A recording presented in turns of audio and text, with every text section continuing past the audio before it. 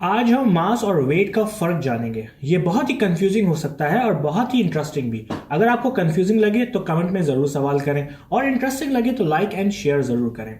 This is Gauhar Ali Rizvi and you are on my channel.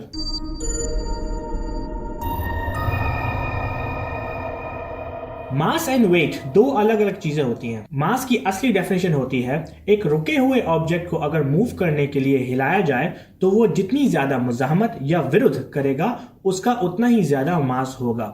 मास को हम kilograms में कैलकुलेट करते हैं, यानी इसका यूनिट केजी है, और फोर्स को हम न्यूटन में बताते हैं, यानी उसका यूनिट न्यूटन होता है। सो फॉर एग्जाम्पल, अगर मैं किसी ऑब्जेक्ट पर 1 न्यूटन की फोर्स लगाऊं और वो एक खास स्पीड से मूव कर जाए तो मैं ये कहूंगा कि इसका मास 1 केजी था।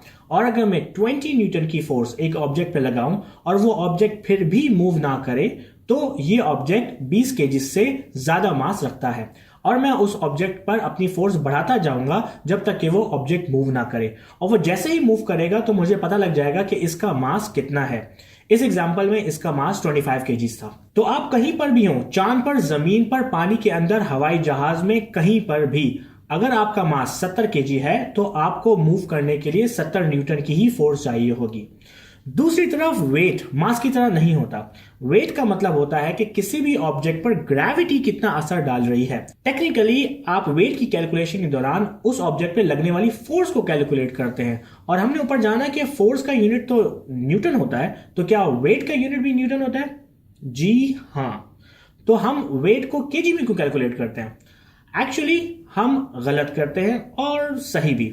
नॉर्मल लाइफ में केजी का यूनिट इस्तेमाल करना ज्यादा आसान रहता है और काम ज्यादा आसानी से हो जाते हैं। हमारी दुनिया में किसी चीज का मास कैलकुलेट करना प्रैक्टिकल नहीं है फॉर कॉमन यूज। अजीब सी बात यह है कि आपका वेट अलग अलग जगह पर अलग अलग होगा। एक्चुअली हमारी मशीन्स भी वेट को कैलकुलेट करती हैं, मास को नहीं। यानी कि जब 1 केजी का ऑब्जेक्ट एक मशीन पर रखते हैं तो मशीन ग्रेविटी के हिसाब से 9.8 न्यूटन कैलकुलेट करती है, लेकिन मशीन के बनाने वाले उसको चेंज करके मशीन को करेक्ट करते हैं और इंस्ट्रक्शन देते हैं कि जब 9.8 न्यूटन की फोर्स फील करो तो 1 केजी शो करो, और इसी हिसाब से वेट शो होता है।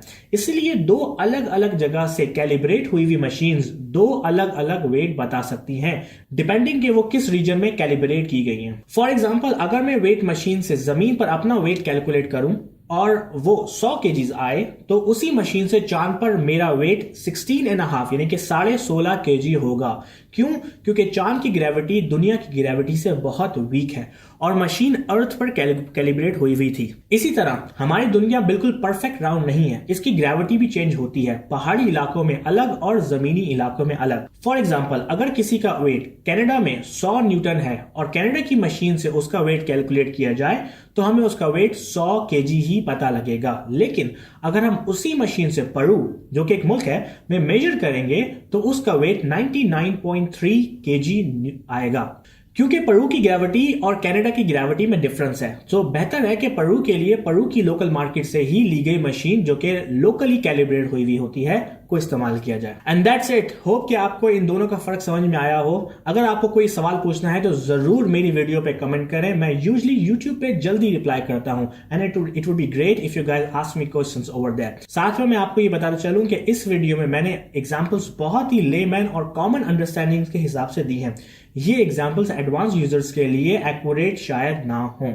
लेट मी नो कि आपको मेरी वीडियो कैसे लगी, मुझे कमेंट्स में जरूर मेंशन करें, और मेरी ये रिकमेंडेड वीडियो जरूर देखें जिसमें मैंने एनर्जी के बारे में डिस्कस किया है।